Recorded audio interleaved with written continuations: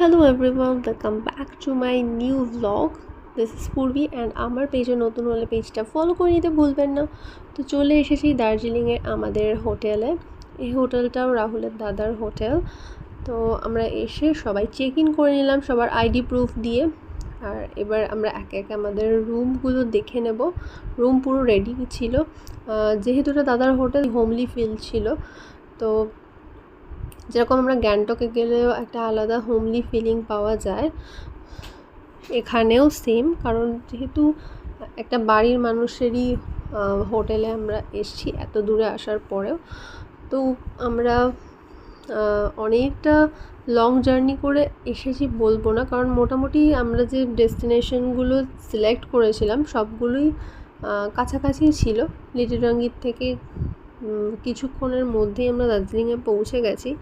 কত কিলোমিটার ছিল এক্স্যাক্ট মনে নেই, বাট আমরা খুব তাড়াতাড়ি পৌঁছে গেছি। আর ঢুকতেই লাকিলি কাঞ্চনজঙ্ঘারও ভিউ পেয়ে গেছি আমরা।